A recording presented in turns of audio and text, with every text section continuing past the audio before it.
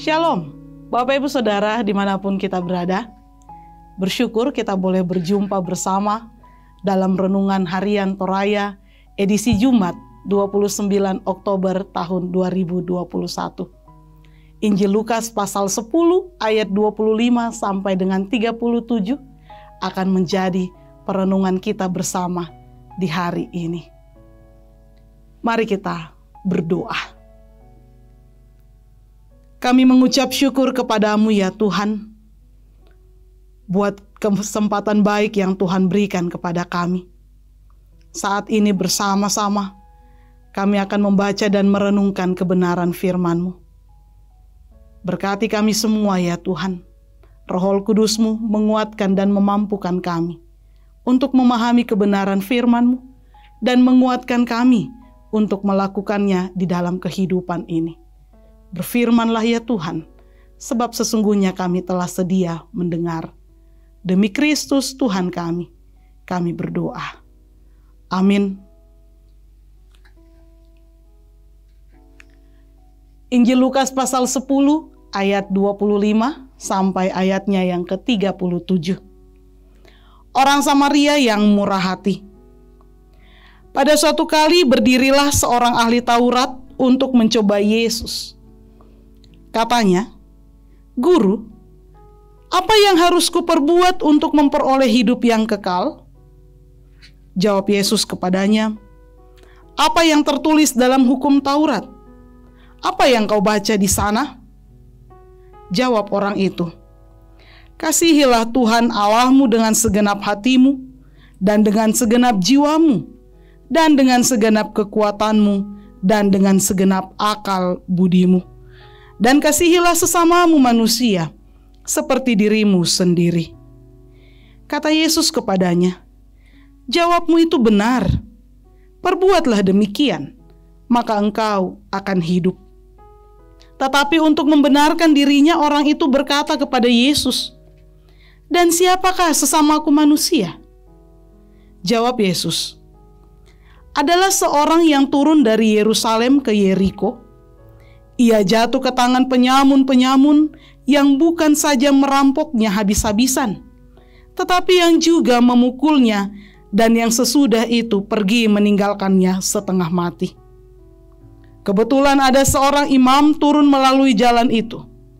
Ia melihat orang itu, tetapi ia melewatinya dari seberang jalan. Demikian juga seorang Lewi datang ke tempat itu.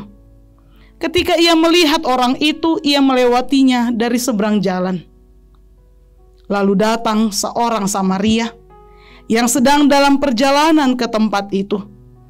Dan ketika ia melihat orang itu, tergeraklah hatinya oleh belas kasihan. Ia pergi kepadanya lalu membalut luka-lukanya, sesudah ia menyiraminya dengan minyak dan anggur.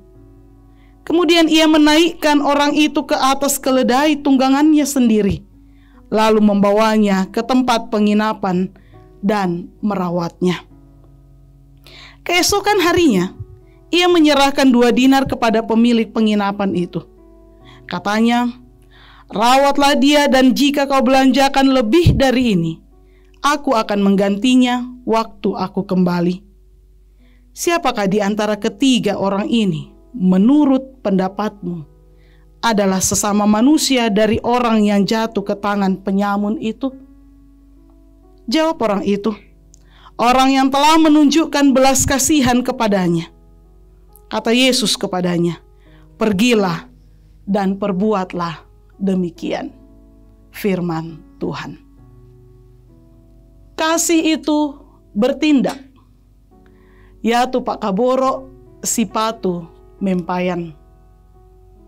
Teori khusus belajar berenang yaitu tiup napas melalui hidung di dalam air, apungkan tubuh di air, hilangkan rasa takut tenggelam, gerakkan kaki dan tangan sesuai gaya yang dikehendaki.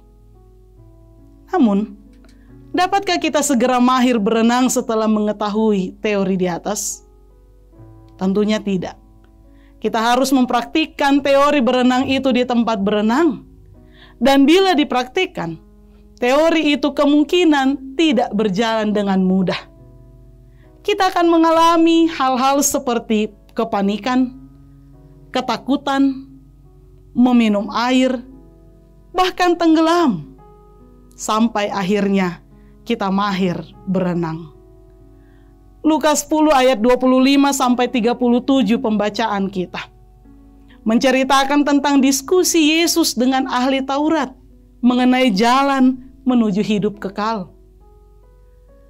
Jawaban jalan menuju hidup kekal adalah dengan segenap hati, segenap jiwa, segenap kekuatan, dan segenap akal budi mengasihi Tuhan, serta mengasihi sesama, sama seperti mengasihi diri sendiri.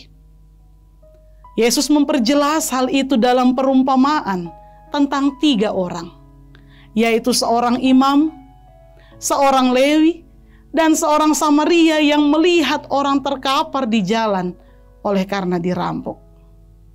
Tapi hanya orang Samaria yang mempraktikkan kasih itu. Ia bahkan secara total melakukan kasih itu dengan meninggalkan tambahan 2 dinar kepada pemilik penginapan untuk terus merawat orang yang dirampok itu sampai sembuh. Dan bahkan bersedia mengganti kekurangan biaya perawatan itu ketika ia kembali. Saudara, kasih harus terbukti dalam tindakan. Ada berbagai alasan, kesibukan, kebutuhan, takut dimanfaatkan, dan sebagainya. Seringkali menjadi alasan pembenaran bagi kita untuk sulit membuktikan kasih. Tetapi kasih tidak bergantung kepada keadaan di luar kita. Kasih adalah keputusan dalam diri kita. Pilihan untuk melakukan kasih ada di tangan kita. Mempraktikkan kasih atau hanya sekadar teori saja. Terpujilah Kristus. Amin.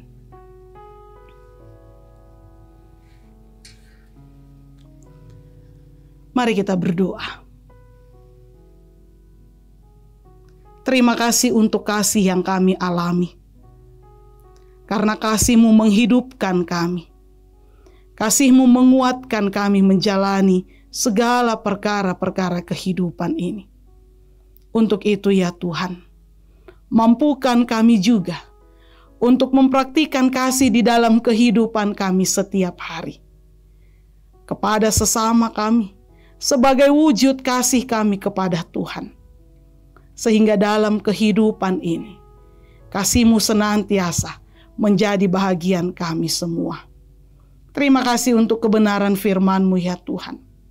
Materaikan firman-Mu dalam hati kami, sehingga kami terus melakukannya di dalam kehidupan ini. Dalam keampunan Tuhan kami Yesus Kristus, kami berdoa kepada Bapa di surga. Amin. Terima kasih. Kiranya hari ini kita boleh menjalani kehidupan, mempraktikkan kasih kepada sesama, seperti kasih yang sudah kita terima dari Tuhan. Shalom.